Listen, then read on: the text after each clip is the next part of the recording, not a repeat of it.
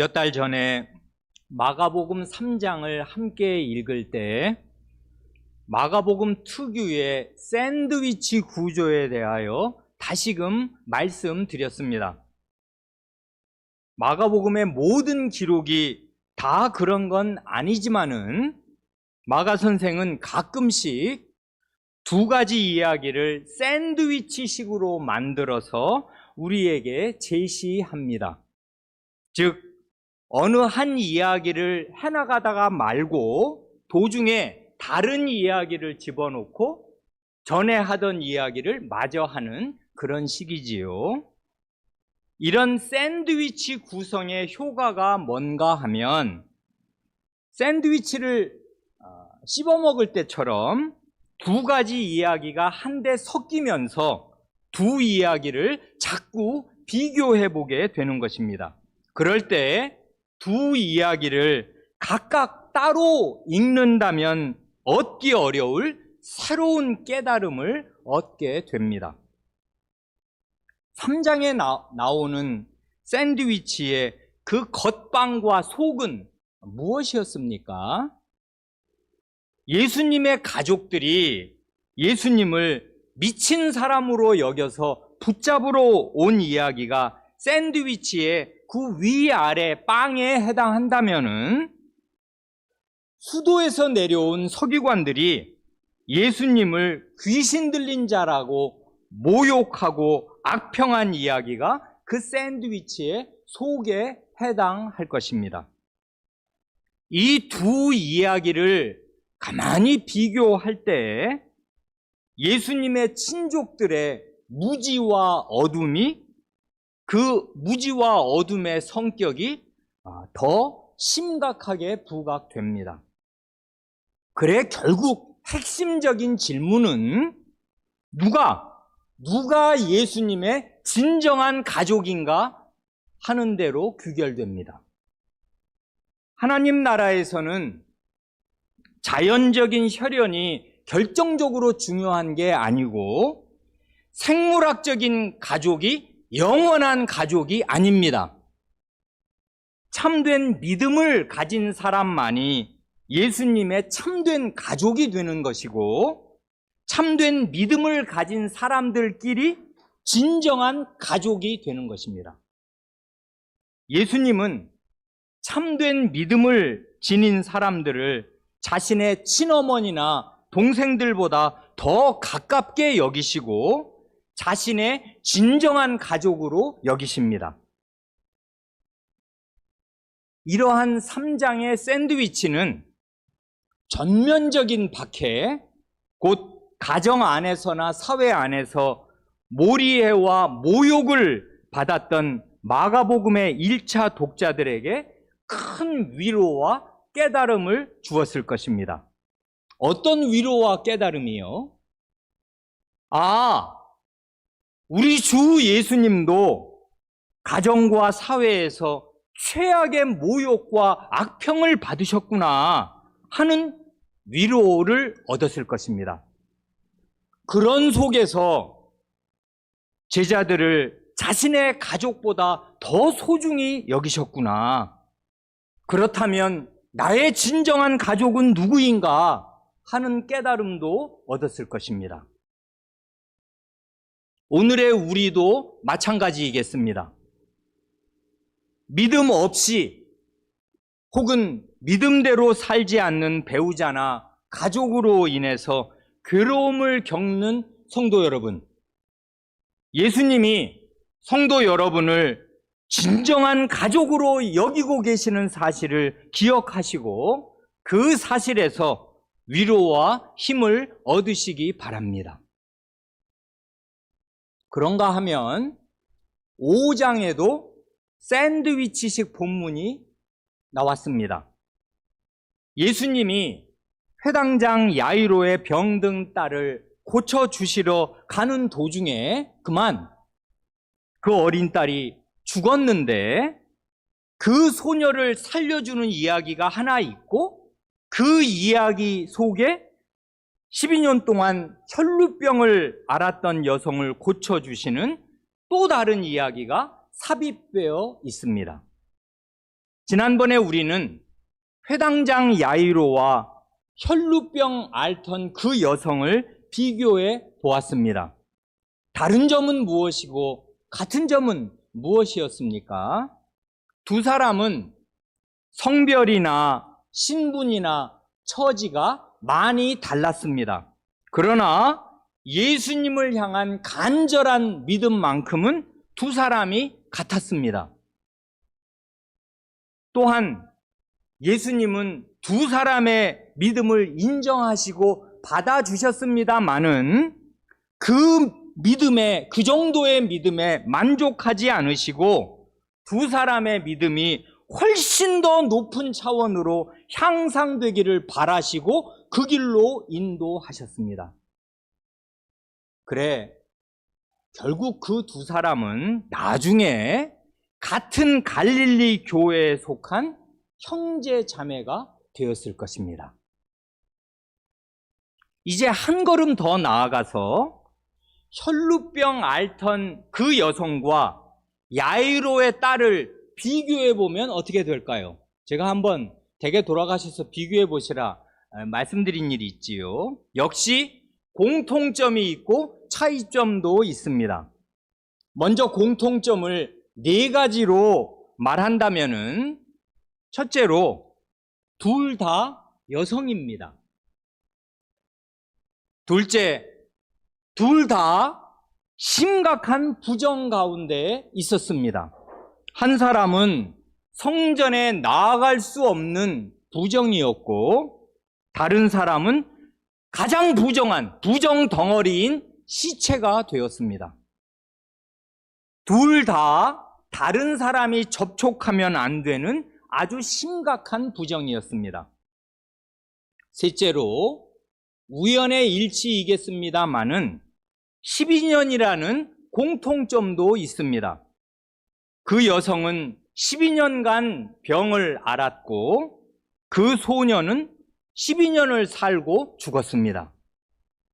마지막 넷째로 가장 중요한 공통점이라면은 같은 날 예수님이 두 여성의 그 끔찍한 부정을 완전히 해결해 주신 것입니다.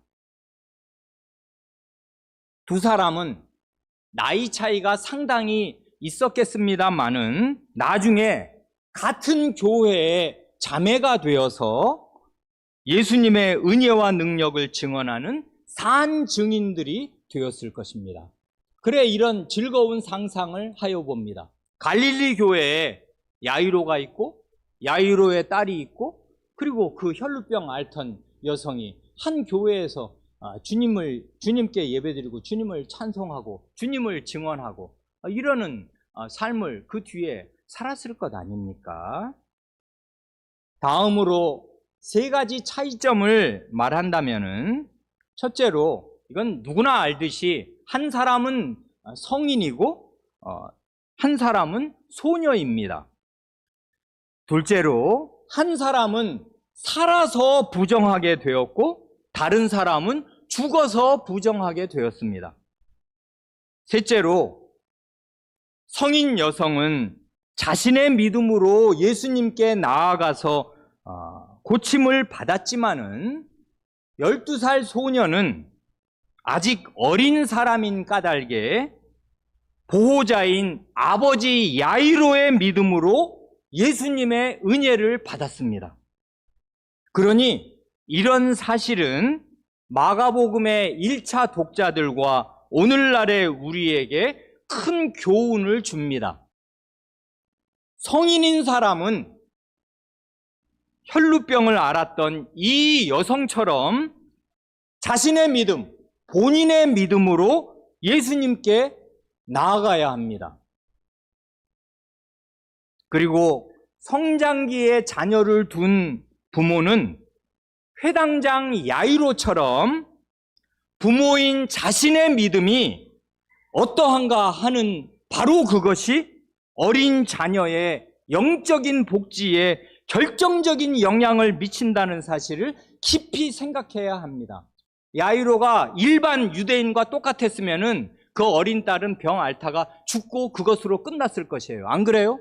야이로가 믿음을 가지고 그 일반 유대인과 다르게, 일반 회당장들과 전혀 다르게 예수님 앞에 와서 꿇어 엎드려 간구했단 말입니다. 그 덕분에 그 야이로에게 속한 딸이 엄청난 혜택을 받은 거 아니에요. 12년 살고 죽었을 사람이 그 이후에 생명을 받고 예수님의 권능을 몸으로 경험한 사람이 되었지 않습니까? 결국 예수님의 은혜지만 그게 예수님의 은혜가 누구를 통해서 온 거예요? 아버지를 통해서 왔단 말입니다. 왜 그래요? 부모의 직접적인 영향하에 있으니까 자식은 그럴 수밖에 없는 것 아닙니까? 그러니 자녀가 성인이 되어서 믿음을 버린다면은 그건 자녀 본인의 책임이겠습니다. 그러나 성인이 되기 전에 부모의 슬하에 있을 때부터 주일인데도 교회에 나오지 않는다면은 그 책임의 상당 부분은 부모에게 있을 수밖에 없습니다. 그런 부모는 배나 근신하는 태도로 야이로처럼 주님의 발 앞에 엎드려 간절히 주님의 은혜를 구해야 마땅하겠습니다. 청소년기의 자녀가 교회에 지금 나오고 있다고 하여도 안심할 수 없습니다. 그의 마음속에 참된 믿음이 자라고 있지 않다면 그는 지금 교회와 주님을 떠날 준비를 하고 있는 셈이기에 그렇습니다. 청소년기의 자녀가 얼마나 위험한 상태에 있는가를 부모님들은 생각하시고 그 아이와 그 대화의 문이 막히지 않도록, 그리고 그 아이를 위해서 진실하게 기도하고 사람된 모범을 그 아이에게 보여서 아이의 믿음으로 존경을 받는 자리에 있지 않으면 안 돼요. 그러면 그 아이를 20살이 되었을 때 건사할 수가 없게 될 것입니다. 부모는 자녀에게 끼친 모든 영향에 대하여 그것이 선한 영향이든 악영향이든 간에 주님의 심판대에서 책임을 져야 할 사람으로 있습니다. 20년을 맡겼으면 하나님께서 그 책임을 물으시고도 남아요. 부모의 거의 전적인, 절대적인 영향을 자식은 받을 수밖에 없단 말입니다. 그래, 야이로의 딸이 어떻게 주님의 은혜를 받게 된 것인가 하는 이 사실은 우리에게 큰 울림을 준단 말입니다. 이렇게 3장과 5장의 샌드위치식 본문이 나왔다면은 오늘 본문으로 읽은 6장에도 또 하나의 샌드위치가 나옵니다. 명절이라 고기도 드시고 좋은 거 많이 드실 텐데 샌드위치가 별로 구미에 당기시지는 않겠지만은 성경의 샌드위치는 특별한 맛이 있어요. 먼저 6장 7절부터 13절까지 오늘 본문으로 7절부터 읽기 시작했지 않습니까? 그리고 7절로 13절은 우리가 지난주에도 본문으로 읽었습니다. 7절부터 13절의 내용은 예수님이 12제자를 전도하도록 갈릴리 전역으로 파송하시고 그 분부대로 제자들이 나가서 복음을 전한 내용이 기록되어 있습니다. 그런데 쭉 내려가서 저 아래 나오는 30절과 31절을 보면 아까는 13절로 그 파송 이야기가 일단 일단락 되는 거잖아요. 그러고 나서는 13절에서 딱 끝나고 저 아래 30절에 가면 각처로 나갔던 제자들이 돌아와서 자기들이 한 일을 보고합니다. 이런 걸 군대 용어로 복명, 그 돌아올 복자에 명할 명자를 써서 복명이라고 하지 않습니까? 명령을 받고 일을 처리한 사람들이 그 결과를 보고하는 것. 거기까지가 한 이야기란 말입니다. 그러자 예수님은 이렇게 임무를 수행하고 돌아와서 보고까지 마친 제자들에게 잠깐의 휴식을 주십니다. 그러니 이렇게 생각을 해보시면 이 본문의 특징을 알 수가 있어요. 6장 7절부터 시작해서 13절까지 이어지는 그 12제자를 내보내신 이야기 7절이 나오는데 그 7절 바로 다음에 곧바로 제자들이 돌아와서 보고하는 이야기가 나오는 30절과 31절 두 절을 이어 읽으면 모두 9절로 하나의 이야기가 딱 완결되었을 것입니다. 그렇게 붙여서 한번 읽어봅니다. 다만 시간 절약을 위해서 편의상 앞부분은 12절, 13절만 읽고 이어서 30절을 읽어보면 이렇게 돼요. 제자들이 나가서 회개하라 전파하고 많은 귀신을 쫓아내며 많은 병자에게 기름을 발라 고치더라. 그 다음 30절, 사도들이 예수께 모여 자기들이 행한 것과 가르친 것을 낱낱이 고하니 이르시되 너희는 따로 한적한 곳에 가서 잠깐 쉬어라 하시니 이는 오고 가는 사람이 많아 음식 먹을 겨를도 없습니다. 자, 어때요? 12제자 파송 이야기와 귀환 이야기가 연결되면서 전체가 하나의 이야기로 딱 완결되지 않습니까? 원래 이렇게 글을 적는 게 보통이라고요. 누구든지 그렇게 한단 말입니다. 안 그래요? 사람을 보냈어. 그리고 그 사람들이 돌아와서 보고를 했어. 거기까지가 이야기의 한 세트 아닙니까? 그러나 마가 선생은 그런 식으로 기록하지 않고 12제자 파송과 귀환 이야기 사이에 그 이야기를 쭉 벌려놓고 해나가다 말고 딱 끝낸 다음에 다른 이야기, 전혀 다른 이야기, 곧 세례자 요한의 순교 이야기를 집어넣습니다. 이렇게 되면 어떻게 되는 거예요? 그리고 나서 그 귀환 보고 이야기가 뒤에 따라 붙어요. 그래서 이게 하나의 샌드위치처럼 우리 앞에 딱 제시된단 말입니다. 그럼 샌드위치를 앞에 차려놓으면 어떻게 해야 돼요? 딱 들고 씹어 먹어야 되지 않습니까? 씹어 먹으면 어떻게 돼요? 두 이야기가 섞여요. 섞이면서 계속 비교해 보아야 한단 말입니다. 왜 이러냐 이게, 뭐냐 이게 하고서 두 이야기를 따로따로 읽으면 아무 상관이 없지요. 그런데 섞이게 되어 있어요. 두 이야기가 샌드위치 속으로. 그러면 우리는 두 이야기를 비교해 보게 됩니다. 두 이야기를 비교하면 어떻게 되는 거예요? 그게 가장 중요한 점이겠는데 그에 대해서는 설교의 마지막 부분에 말씀드리겠습니다. 그 전에 먼저 그 가운데에 들어간 샌드위치의 속 말이에요. 세례자 요한의 순교 이야기를 간략하게만 살펴봅니다. 14절에서 29절까지 무려 16절에 걸쳐서 길게 소개된 그 이야기입니다. 저는 이거를 이번 주에 다시 읽을 때 야 이게 빅맥이다. 뭐 맥도날드에 왜 빅맥이라고 가운데 속이 엄청 큰 그 왜 햄버거 있잖아요. 위아래 빵은 작아 요만큼이야. 근데 가운데 속이 막 두 단으로 막 들어가 있는 그런 거 뭐 빅맥이라고 한다 그러대요. 한 번도 못 먹어봤는데 그림으로는 봤습니다. 그 빅맥이랑 비슷하잖아요. 가운데 속이 이게 엄청 커요. 16절이나 되고 실제로는 앞에 7절, 뒤에 2절, 9절밖에 안 돼요. 그 빵은 말이에요. 겉빵은 9절인데 가운데 속은 16절로 된 굉장히 특이한 일종의 햄버거 아니면 샌드위치란 말입니다. 그 내용이 뭡니까? 다 아시는 것입니다. 이건 유명한 이야기지요. 예수님에 대한 소문이 갈릴리 전역에 사실은 온 국가에 그리고 국가 주변까지 두루 널리 퍼진 끝에 이제는 왕궁에 있는 헤롯 왕의 귀에까지 들어가게 되었습니다. 여기 14절 이하부터 여러 번 나오는 그 헤롯 왕이란 흔히 헤롯 대제, 헤롯 대왕이라고 하는 그 헤롯 1세의 아들들 가운데 하나인 헤롯 안디바입니다. 헤롯 안디바.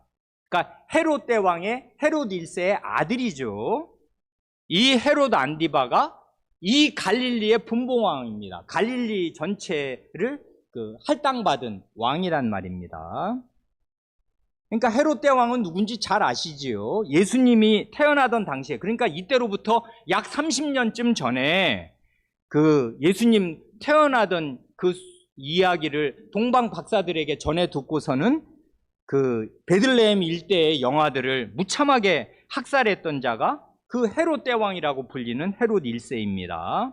그리고 그가 죽고 난 다음에 그 로마 황제가 그 헤롯 1세의 아들들에게 그 팔레스타인 땅을 분할해서 나누어서 다스리게 하였습니다. 그 중에 하나 갈릴리 지역을 그 받은 자가 이 헤롯 안디바입니다. 중요한 것은 이 헤롯 안디바가 예수님의 소문을 듣고 크게 놀라고 두려워한 것입니다. 왜요? 자기가 목 베어 죽인 세례자 요한이 되살아난 게 예수님이라고 믿었기 때문입니다. 그래 이 헤롯이 두려움에 말하자면 떨면서 한 말이 두 번이나 이 본문에 나와요. 14절을 보면 헤롯의 말인데 세례 요한이 죽은 자 가운데서 살아났도다. 그리고 16절에도 보면 조금 더 상세하게 내가 목 뺀 요한 그가 살아났다. 이젠 자기가 세례자 요한을 목을 뱉는데 그러고 나서 이제 그러면 잠잠해져야 되잖아요. 일단 자기를 반대하던 자를 목을 쳐서 죽여놓았으니 수그러들어야 되는데 계속 이런저런 소문이 들리더니만 아니 예수라는 자가 여기저기서 막 이적을 행하고 다녀서 민중이 막 따라다니고 엄청난 숫자가 모이고 그런다더라 하는 거를 이제 왕궁에서 들으니까 이건 세례자 요한이 살아난 거다 이렇게 믿었단 말입니다.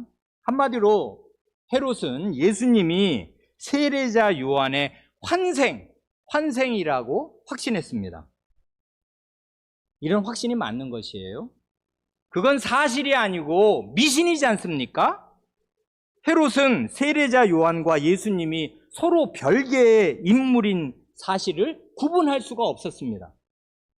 예나 지금이나 국가 지도자가 미신에 빠져 있으면 올바른 판단을 내릴 수 없는 것 아닙니까? 그런데 예수님에 대한 인식이 치명적으로 부정확한 것은 이 헤롯만이 아니었습니다. 15절을 보면 어떤 이는 예수님이 엘리야라 하고 또 어떤 이는 그가 선지자니 옛 선지자 중에 하나와 같다 합니다. 그러니까요, 예수님을 세례자 요한의 환생으로 본 헤롯이든 아니면 엘리야로 본 사람이든 아니면 엘리야는 아니지만 옛날 선지자와 같은 어떤 선지자 중에 한 사람으로 본 사람들이든 그게 다 일면에 진실이 있지만은 공통점이 뭐냐 하면 다 그 당시에 거의 대부분의 사람들의 일반 평가가 뭐냐 하면 저 예수는 선지자다 그거지 않습니까? 세례자 요한도 선지자, 엘리야도 선지자, 그 다음에 엘리야는 아닌 또 다른 선지자 같은 선지자. 이러니까 그 당시 대중의 평가를 그냥 한마디로 딱 정리하면 예수님을 선지자로 본 것입니다. 물론 예수님이 하나님 나라의 복음을 전하시는 분이라는 점에서 선지자, 예언자가 아닌 것이 아닙니다. 그러나 절반의 진실이나 3분의 1의 진실을 전부로 알면 그건 온전한 진실일 수가 없고 사실은 자기가 부분적으로 아는 그 부정확한 지식 때문에 온전한 진리의 전모를 놓치게 되는 것이에요. 이게 부분적인 지식이 무서운 것이에요. 그래서 왜냐하면 선지자라고 말하면 틀립니까? 아니에요. 예수님도 비유적으로 얼마 전에 나사렛에서 그렇게 말씀하셨잖아요. 선지자가 자기 집과 고향과 친척들 외에서는 존중을 받지 않음이 없다. 이렇게 말씀하실 때 자신을 선지자라고 은연중에 말씀하시는 거잖아요. 그러니까 예수님이 선지자가 아닌 게 아니지만은 그게 예수님의 전부가 아니란 말입니다. 그런데 그런 부정확한 지식 하나를 딱 붙들고 거기에 머물러 있으면 예수님의 전모를 놓치게 돼요. 예수님은 자신이 구약의 예언자 수준을 아득히 뛰어넘는 초월적인 분임을 충분히 넘치도록 이미 계시하셨습니다. 그러나 그 예수님에 대한 일반 대중의 인식은 왕이든지 평민이든지 상관할 것이 없이 예나 지금이나 늘 부정확하고 피상적일 뿐이었습니다. 구약의 어느 예언자가 예수님처럼 매번 그렇게 귀신을 제압했으며 자신이 사탄을 결박할 수 있는 존재라고 주장했습니까? 대체 어떤 예언자가 자신의 권위로 사죄를 선언했습니까?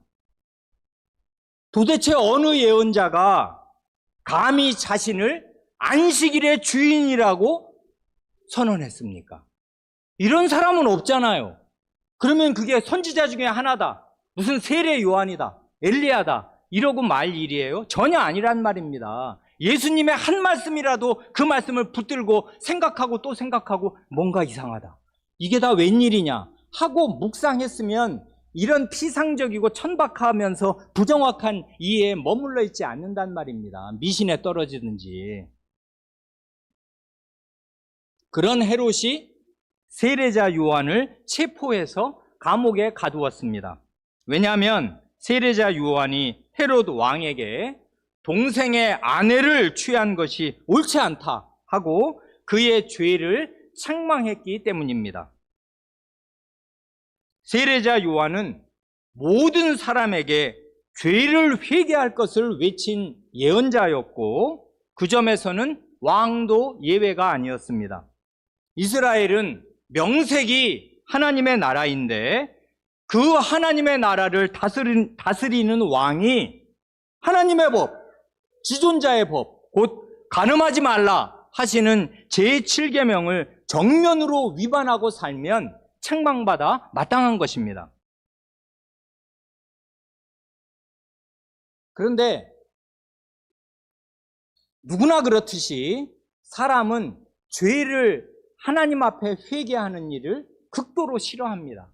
그건 사실은 괴롭고 부끄럽고 그게 사실은 옛사람이 죽는 일인데 사실은 그게 자기를 죽이는 일이에요.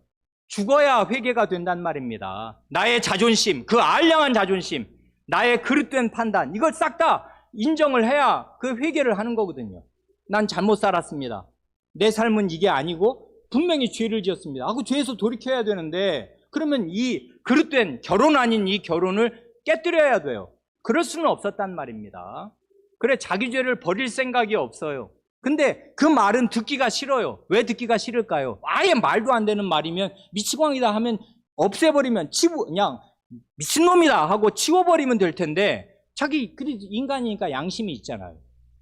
계속 이 사람이 대중에게 영향을 미치는 설교를 하는 사람이고 그런 사람이 왕의 죄를 딱 지적을 하니까 사람들은 다 그 말이 옳다고 여겨요. 간음하지 말지니라 하는 걸 거부하거나 그게 진리가 아니라고 믿는 이스라엘 백성이 어디 있습니까? 그건 하나님 안 믿는 사회에서도 간음은 잘못된 거다, 그렇게 다 아는 판국이니 말입니다. 그러니 회개하기는 싫고 듣기도 싫어요.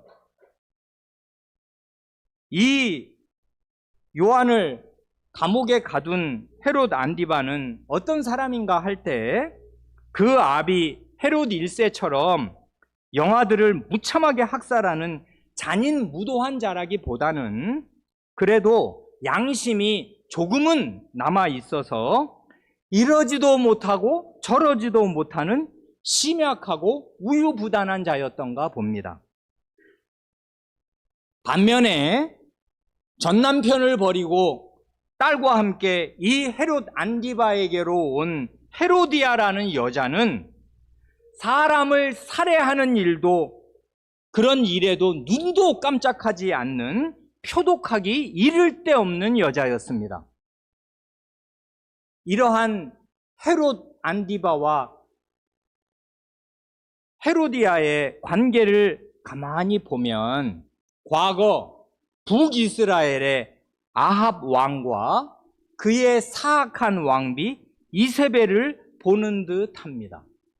아합도 북이스라엘 가운데 가장 악한 왕이고 악한 일을 많이도 하였습니다마는 본인 자신은 마음이 여린 사람이었어요. 그래, 고민을 하고 끙끙 앓기도 하고 이 죄를 그냥 확 저지르기에 주저하는, 양심이 그래도 살아있는, 그리고 그런 죄를 지었으니 너는 죽는다 하면은 벌벌 떨면서 잠깐 일시적이지만 회개라도 하는 그런 정도의 사람이었는데, 그의 그 아내 이세벨은 정말 그 악독하게 이를 데 없는 여자였단 말입니다. 이게 살인마와 다름이 없는, 그래 많은 주님의 예언자들을 다 잡아 죽여서 예언자들이 살 수 없는 땅으로 만들었고, 그리고 그 엘리야 같은 너무나 역력하게 하나님의 함께 하심을 눈으로 보인 그런 예언자도 잡아 죽이려고 한 정말 악질적인 여자였단 말입니다. 그런데 이 헤로디아가 이 이세벨의 정신으로 사는 여자인 것 같습니다. 하와 이래로 예나 지금이나 지도자의 아내는 아주 중요한 위치에 있습니다. 남편을 잘 도와서 동역할 수도 있지만 남편을 그릇된 길로 유도해서 멸망에 떨어뜨릴 수도 있습니다. 이 경우가 바로 그랬습니다. 헤로디아는 세례자 요한을 원수로 여겨 죽이고자 하였지만은 헤롯 왕이 요한을 감옥에 가두어 놓기는 하면서도 감옥 안에서 그를 보호하고 있었기에 그 사악한 뜻을 이루지 못하고 있었습니다. 그러다가 마침내 절호의 기회가 온 것입니다. 헤롯의 생일날이었습니다. 왕의 생일이니 그 왕의 대신들과 군대의 고위 장교들, 천부장들과 갈릴리의, 이 사람은 갈릴리의 그 왕이니까 갈릴리의 유지들이 다 모여서 잔치를 벌였습니다. 그때 헤로디아의 딸이, 이건 그러니까 전부 소생이겠지요. 이 헤로디아의 딸은 신분이 한낱 무희가 아니고 공주 신분이면서도 직접 본인이 나와서 춤을 추어서 그 잔치에 앉은 사람들을 기쁘게 하였습니다. 그러자 헤롯 왕이 이 헤로디아의 딸에게 소원을 말하라 합니다. 소원을 말하면 자기 나라의 절반까지라도 주겠다 맹세를 덧붙였습니다. 사실은 이건 자기 권한 이상이에요. 이 나라는 식민지고 로마 황제가 다스리는 식민지의 영역이어서 그건 말이 이런 거지, 자기가 왕이라고 그 로마 황제의 임명을 받아서 여기를 다스리는 건데 자기가 나라를 반으로 잘라서 자기 원하는 사람에게 줄 수 있는 그런 권한은 없어요. 그러면 로마에서 당장 그 왕자리 파면할 거란 말입니다. 그러니까 이건 그냥 하는 말이에요. 하는 말. 그렇지만 이런 식의 이제 그 엄청난 선을 넘는 큰 이제 그릇된 맹세를 했습니다. 아마도 술 기운에 호기를 부린 것이겠는데, 아무튼 이 허튼 맹세로 그는 결정적인 죄악을 저지르게 되고 말았습니다. 왜냐하면 다 아시는 대로 헤로디아의 사주를 받은 그 딸이 세례 요한의 머리를 소반에 담아 내게 주십시오 하고 청했기 때문입니다. 결국 요한은 옥에서 참수되었습니다. 이 비극적인 사건에서 부가적으로, 이게 중심적인 교훈이 아니지만 부가적으로 배울 수 있는 교훈도 있습니다. 사람이 하나님과 하나님의 말씀에서 떠나 있으면 사람의 도리를 다한다고 하다가 왕왕 더 큰 죄에 떨어질 수 있게 되는 것입니다. 일반적으로는 사람이 약속을 했으면 지키는 게 잘하는 것이고, 더욱이 맹세까지 했으면 그 말을 반드시 지켜야 할 것입니다. 헤롯의 경우가 지금 그거잖아요. 그러나 이 경우는 약속과 맹세를 지킨답시고 죄 없는 의인을 살해하는 살인죄를 짓게 되었습니다. 그러니 내가 실수였다, 내가 꼴이 좀 우습게 되었지만 그렇게는 할 수 없다, 돌이켰어야 되는데 신의를 지킨다고 여러 사람들, 이 다 대신들이며 이 군대 장교들이며 갈릴리 그 모든 유지들 다 있는 자리에서 나라 절반까지로 주겠다고 방금 전에 얘기했는데 뭐 5분 10분도 안 지나서 그렇게 못한다? 그러면 자기 꼴이 우습게 되잖아요. 그 알량한 체면을 지키겠다고 하나님의 사자의 목을 끊어놓은 것이에요. 또한 일반적으로는 자녀가 부모님의 말씀에 순종하는 것이 마땅한 일입니다. 헤로디아의 딸 보세요. 어머니 말 얼마나 잘 듣습니까? 그 소원을 말해라, 다 주겠다 하면 갖고 싶은 옷이든 뭐든 간에 구하면 다 받을 수 있는데 얘는 착해요. 어머니한테 가서 제가 뭘 구할까요? 라고 말을 했고 어머니가 끔찍한 걸 주문했는데 그걸 그냥 전혀 거부, 아유 그럴 수가 있나요? 그리고 그러면 제가 뭐가 저한테 이익되는 게 뭐예요? 그 자를 죽여서 제가 뭐가 좋아요? 이렇게 아무 거부가 없이 엄마가 하라는 대로 와서 어머니 말 순종을 하였습니다. 5계명에 순종한 것이겠습니까? 헤로디아의 딸이 어머니의 말에 고분고분 순종한 결과로 그 어미와 딸이나 헤로드 왕이 다 살인자가 되었습니다. 때마침 설 연휴를 맞아서 많은 신자들이 고향으로 갑니다. 명절에 고향에 계신 부모님을 찾아뵙는 것은 마땅한 일이고 선한 일이겠습니다. 그러나 고향에 내려가서도 주일에는 어김없이 하나님께 예배드리는 것이 마땅한 일입니다. 왜냐하면 하늘에 계신 우리 아버지, 우리의 참 아버지께는 불효하고 그 말씀에 불순종하면서 안식일을 기억하여 거룩히 지키라 하는 게 하나님의 말씀이잖아요. 하늘 아버지의 말씀에는 불순종하면서 이 땅의 부모님께 효도한다는 것은 앞뒤가 완전히 뒤바뀐 것입니다. 그게 헤로디아의 딸의 길로 가는 거잖아요.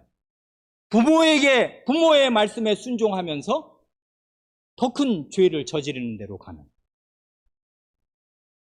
이건 부가적인 것이고 오늘 본문에서 중요한 점은 마가복음 6장의 샌드위치 구조가 무엇을 의미하는가 하는 것입니다. 이걸 잘 읽지 못하면 이 마가복음 6장을 제대로 읽게 되지 못해요.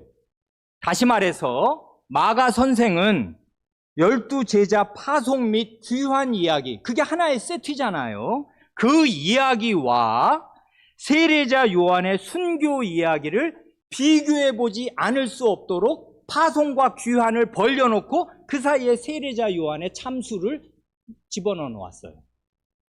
이 둘을 비교하면 어떻게 되는 거예요? 원래는 상관없지요.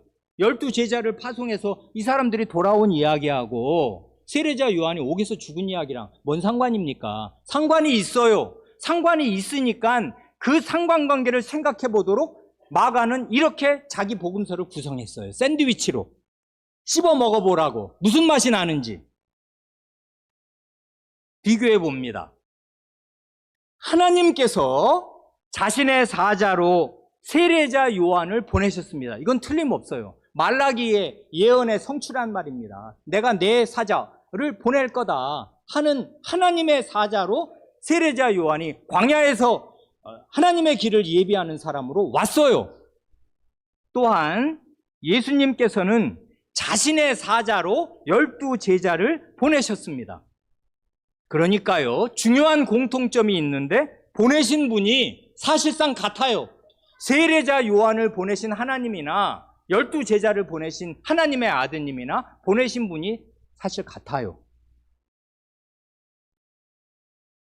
세례자 요한이 전한 내용은 뭐였습니까? 회개의 세례였습니다. 회개하라. 그 1장 4절이잖아요. 광야에서 요한이 회개의 세례를 전파하니 회개였습니다. 요한의 메시지의 핵은. 그런데 12제자가 사자로서 전한 내용도 회개하라 였지 않습니까? 그 6장 12절에 아주 딱 그냥 박혀 있잖아요. 그러니 메시지도 같아요. 보내신 분도 사실상 같고 보내신 받아 온 사자의 메시지도 똑같아요. 회개하라. 핵심은 이것입니다. 하나님의 사자인 세례자 요한이 모든 사람의 죄를 지적하고 회개를 촉구하다가 투옥된 끝에 순교하였습니다. 몇 살에 죽었을까요? 30살에 죽은 것이에요. 얼마나 아깝습니까? 그 사람의 그 역량, 그 태안에서부터 성신에 충만해서 그렇게 성장 과정, 경건한 부모 밑에서 나서 하나님의 사자답게 30년을 성장한 끝에 전국을 들었다 놨다 하는 회개의 세례를 전파한 그 아까운 인물이, 하나님이 특별히 뽑아서 기르시고 양육하신 인물이 30살에 목이 참수됐단 말입니다. 그렇다면 예수님의 사자들인 12제자가 이 세상의 죄를 지적하고 회개를 촉구하면 장차 어떻게 될 것 같습니까? 마가 선생은 그걸 이 샌드위치로 말없이 보여주는 것입니다. 어떻게 돼요? 예수님의 사자들은. 하나님의 사자가 벌써 이 지경이 났습니다. 그러면 예수님의 사자들은 대접받고 그 일을 잘 할 수 있게 됩니까? 예수님의 사도는, 12사도는 나중에 모두 순교한 것으로 알려져 있습니다. 예수님이 야이로의 딸을 살리실 때 특별히 아끼셔서 데리고 간 세 제자 누군지 아시지요? 누구예요? 베드로, 야고보, 요한, 3형제, 그러니까 두 형제와 베드로를 데리고 그 특별한 때 이렇게 예수님이 데리고 가시지 않습니까? 그런데 그 베드로는 나중에 십자가에 거꾸로 못 박혀서 순교하였다고 알려져 있고, 야고보 사도는 이 세례자 요한과 똑같이 제일 먼저 칼에 죽었습니다. 사도행전 12장 2절에 헤롯이, 그때 헤롯은 그 다음 때 이제 3대째 헤롯입니다. 그 집안은 그러니까 사탄의 대리자 노릇을 하는 집안과 같아요. 그래, 이 헤롯 가문의 손자뻘에 해당되는 헤롯 아그리파 1세가 그 예수님의 그 세 제자 가운데 하나인 야고보를 칼로 죽였단 말입니다. 사도 가운데 제일 먼저 순교하였습니다. 그리고 남은 요한도 강제 노동을 해야 하는 섬으로 유배되었다가 순교하였습니다. 그러니 이건 그냥 우리 시장에서 하는 말로 제명대로 죽은 사람 없어요. 다 원래 사도가 아니었으면, 부르심 받은 주님의 사자가 아니었으면 평범한 사람으로 살았을 사람들이 세례자 요한처럼 그냥 중간중간에 이 적대적인 세상에 죄를 회개하라고 죄를 지적하면 그 말이 듣기가 싫거든요. 그래, 죽인단 말입니다. 그래, 12사도는 다 죽어요. 주님의 사자는 죽어요. 그러니 세례자 요한이나 12사도는 자신이 받아서 전한 이 회개의 복음이 참되다는 사실에 자신의 피로 도장을 찍은 것과 같습니다. 이건 진실하다. 내가 죽어도 이건 진실하다. 내 목숨을 여기에 건다. 이건 진실한 말이다. 그 죄를 회개하면 용서받고 영원한 생명을 얻지만 회개하지 않으면 너희 죄 가운데서 죽는다. 여기에 나는 내 목숨을 건다. 걸었어요, 다. 다 죽었단 말입니다. 자, 이제 한 걸음 더 나아가 봅니다. 한 걸음 더 나아가서 세례자 요한과, 이 참수된 세례자 요한과 예수님 자신을 비교하면 어떻게 되겠습니까? 세례자 요한은 예수님의 선구자란 앞서 달리는 사람이 한자 그대로 선구자 아니에요. 앞설 선자, 먼저 선자, 달릴 구자. 앞서 달리는 사람이 선구자인데 과연 이 사람은 예수님 앞에서 달린 사람이었습니다. 구원자가 오신다는 사실을 알린 사자요 전령이었습니다. 그런데 예수님이 언제 그리스도로서 일하기 시작한 줄 아십니까? 예수님은 자신의 행차를 알리는 자신의 사자가 감옥에 갇히는 것을 보면서 일을 시작하신 분입니다. 그 구원자가 전하신 복음의 내용도 자신의 전령이요 사자인 세례자 요한이 전한 내용과 다름이 없이 회개하라는 것이었습니다. 그래, 이 마가복음 6장에 나오는 세례자 요한의 순교 기록을 읽은 다음에 다시 앞으로 가서 예수님이 그리스도로서 제일 먼저 하신 말씀, 그 그리스도로서의 제1성이 나오는 마가복음 1장 14절, 15절을 다시 읽으면 울림이 더욱 커집니다. 어떻게 되어 있어요? 마가복음 1장 14절. 요한이 잡힌 후. 이게 아주 의미심장하잖아요. 그 전에 무슨 일이 있었어요? 요한에게 세례를 받으셨습니다. 세례를 받으시고 나서 광야로 내몰리셔서 광야에서 마귀와 대결하시고 마귀의 시험을 받으셨어요. 그 다음이 이제 광야에서 그 시험을 물리치시고 나오셔서 이제 그리스도로서 일하기 시작하신 첫 타이밍인데, 그때 마가는 뭐라고 기록하냐면 요한이 잡힌 후라 한단 말입니다. 요한이 잡힌 후에 예수께서 갈릴리에 오셔서 하나님의 복음을 전파하여 이르시되 때가 찼고 하나님 나라가 가까이 왔으니 회개하고 복음을 믿으라 하시더라.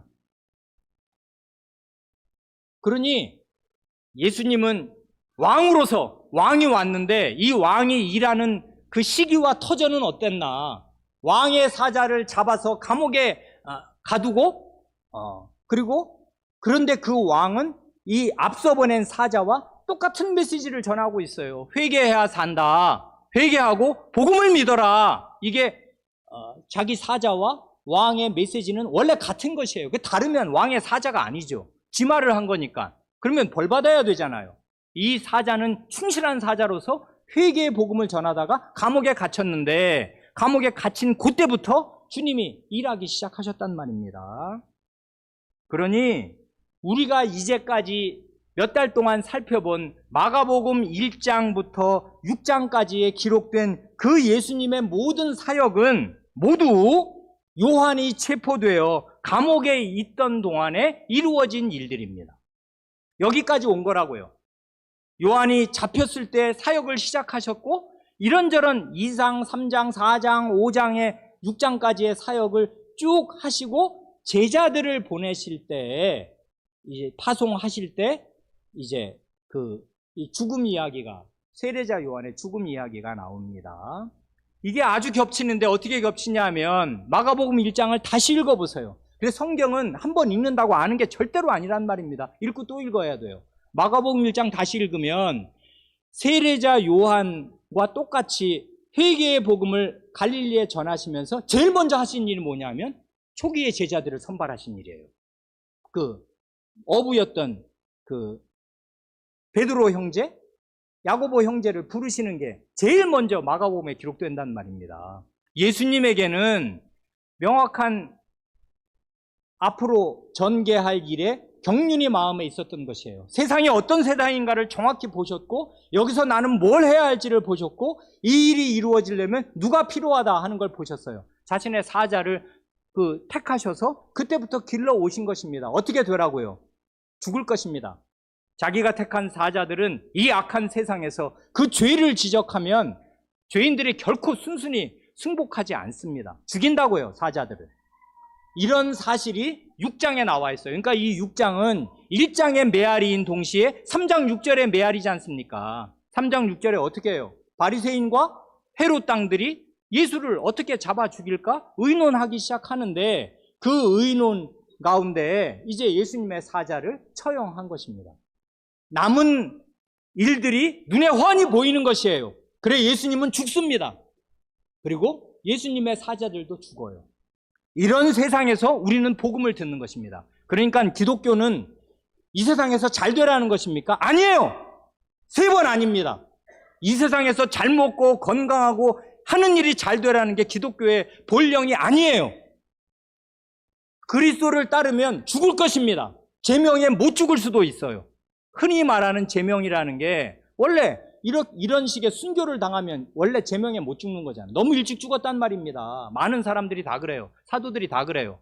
그러니 교인으로 산다는 거, 지금 우리가 이렇게 평화시니까 아니 뭐 저런 말이 남의 얘기다.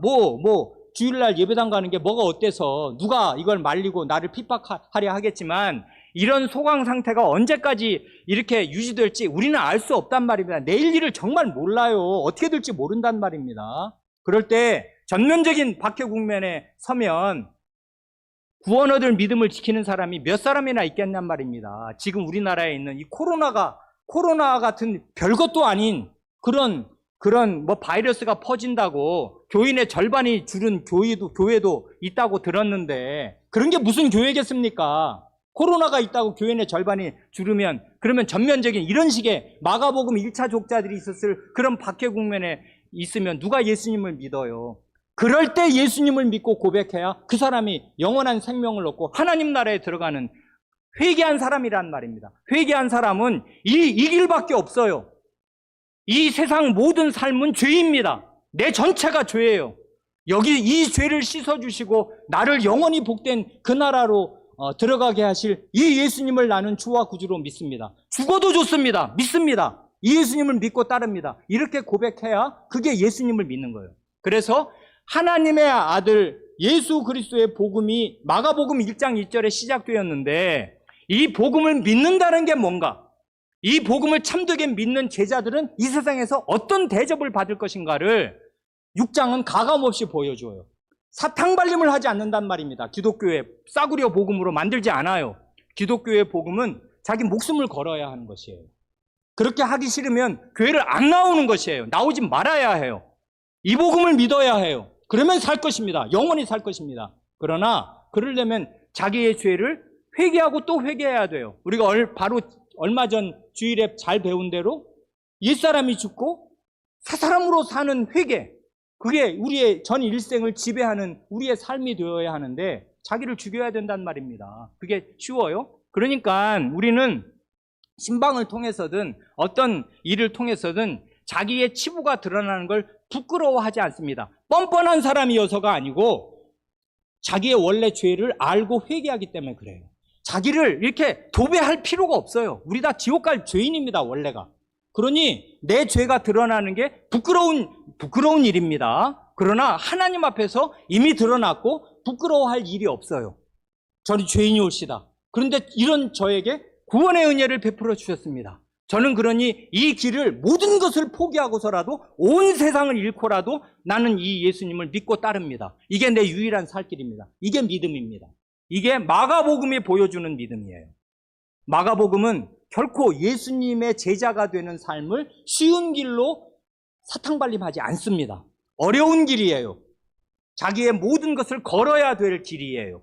그걸 거는 사람은 예수님의 제자로 사는 것이고 이걸 보면서도 그 길을 따라가는 것입니다. 그래 자기를 부인하고 자기 십자가를 지고 나를 좇지 않는 자는 내 제자가 아니다 하신 말씀이 참입니다. 기도하시겠습니다.